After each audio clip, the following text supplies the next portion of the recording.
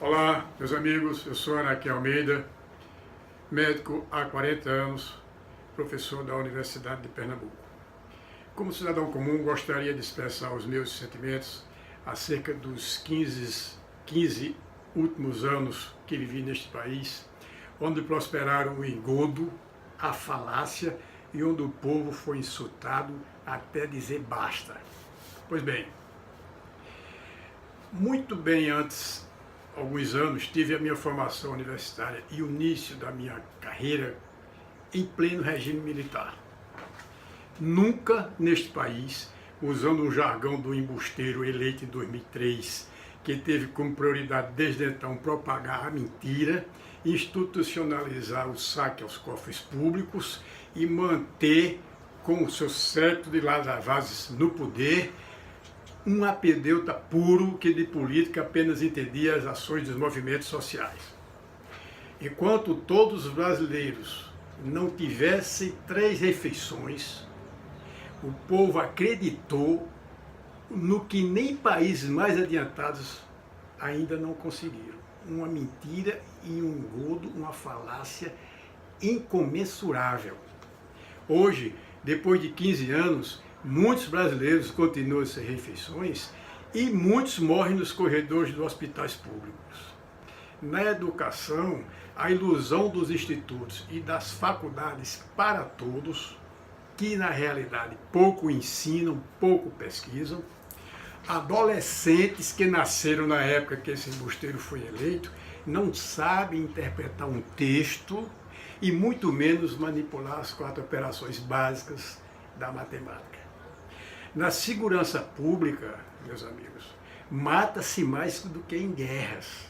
Cresce assustadoramente o número de assassinatos. Mulheres estão sendo assassinadas em plena gravidez, à luz do dia. Fetos são alvejados. Isso tudo acontecendo de 2003 para cá. Nos últimos 15 anos, o que eu, como profissional da medicina, tenho vivenciado e toda a sociedade. Solução aplicada por esse governo? Simples. Desarmamento do cidadão de bem. Não tem medida mais simples, mais falaciosa, embusteira. Estradas bloqueadas por marginais, sob o manto dos movimentos sociais, campeou em todo o país, de norte a sul, impedindo o direito constitucional puro das pessoas. Solução para isso: mais verbas para o MST, mais verbas para a gangue, mais verbas para os sindicatos. Quanto engodo, quanta tolerância o povo brasileiro nesses últimos 15 anos, meus caros amigos. Sob o seu governo, logo de início, floresceu o abominável mensalão, quando toda a população achava que esse trabalhador que ungiu das massas resolveria os problemas sociais do país. Pois bem, ele estava em tenebrosas transações, resolvendo como se manter no poder e como fazer o seu conluio com as elites que tanto ele e o seu partido abominavam. Pronto, nesse momento passou-se a ser institucionalizadas a falácia, a mentira e o engodo.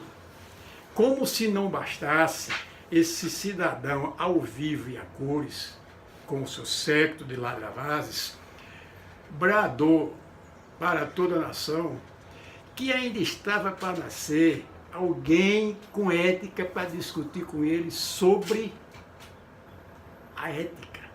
Não existe, poderia ter igual. Ó, minha gente, perante quase 200 milhões de habitantes, um ladrão, apedeuta, embusteiro pronunciar isso é um insulto, um vitupério a qualquer cidadão de bem. Tiveram que ver os seus representantes pousarem ao lado de ditadores sanguinários. Gaddafi, presidente de países como Ahmadinejad, Evo Morales, grandes estadistas. Aliás, o embusteiro, o Molusco, falou que o Chávez era tão democrata que tudo que ele resolvia era na base do plebiscito, do referendo. acho que já preparando para apresentar um plebiscito para acabar de massacrar o povo brasileiro. Que insulta um povo honesto.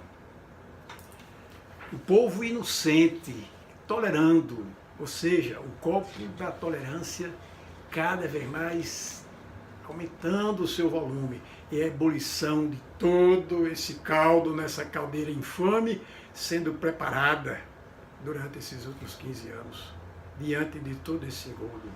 Meus queridos brasileiros, as transações desde o início que elegeram políticos de partidos criminosos, visava apenas manter o poder a todo custo, sem renovação. Renovou, passou a ser um ato de fascismo. Ninguém fala em renovação perante o partido quadrilha, que mancomunou-se com outros quadrilheiros em outros partidos políticos e conseguiram eleger a substituta desse cidadão. Uma senhora que assinou um contrato sem ler para comprar uma refinaria falida. Uma senhora que nunca entendeu de política, entendeu alguma coisa das guerrilhas que ela participou. Todo brasileiro tem conhecimento disso. Né? Então houve pessoas que ainda tiveram que tolerar a divisão desse país, a saúde desse país. Para os pobres, cuidam os médicos cubanos, para os quais eu vou passar milhões de dólares a OPAs, para a OPAs repassar para o governo cubano. Como se não bastasse todo o financiamento que foi prestado a países regidos por ditadores infames e sanguinários. Neste íntere, meus amigos, toda a elite que o PT e seus asseclas abominavam passou a fazer parte do seu trabalho. As empresas campeãs, fornecedoras de propina, que junto com o poder político, nada fez mais do que saquear o tesouro, o erário, o dinheiro do povo brasileiro, sob uma desculpa e um pretexto irrisório, idiota, de manter um Bolsa Família, uma esmola para o cidadão ignorante. Aliás, a educação desse país ficou restrita às explicações do PISA. O cidadão, hoje adolescente, que nasceu em 2003, não sabe de nada, não manipula nada, não lê um texto, como eu já falei anteriormente. Então, esses países comunistas, esses ditadores que pousaram ao lado desse grande estadista que ungiu das massas o trabalhador que veio salvar o país, nada mais fez do que usar uma potência como a Petrobras para satisfazer os seus instintos, junto com seus asseclas e a sua substituta. A assessoria criminosa não parou por aí. Ela teve que ser brilhantemente aperfeiçoada. Figuras ilustres, hoje portando tornozeleira, muitos já julgados, muitos encarcerados. José Disseu, Antônio Palocci, um ramo da sacanagem no Rio de Janeiro, que não adianta a gente falar do grande governador que pousou ao lado do Lula, o Maluf, que foi enaltecido para arrumar voto para dar de prefeito de São Paulo. Tudo isso, meus queridos, chegaram ao que Edmundo Burke sempre publicou naquele período das trevas em que a humanidade estava saindo, se preparando para o humanismo francês. A tolerância, depois de um certo limite, deixa de ser virtude. Eu só aguardo e espero, meus amigos brasileiros, que no dia 28, essa serenidade que hoje estão chamando de polarização, que polarização eu só vejo de um lado, essa serenidade em eleger um candidato que salve esse país, usando uma arma poderosa, que é a arma do voto, siga os preceitos de Mateus, versículo 10. Depois da tempestade vem a bonança. É isso que temos que esperar. O povo brasileiro não aguenta mais. Nunca na história desse país, do Império até o golpe militar, ditadura militar, movimento militar, nunca o cidadão brasileiro foi tão insultado, tão menosprezado, tão execrado. Mas agora nós temos que ver o seguinte: está exposto, está claro, o Partido dos Trabalhadores,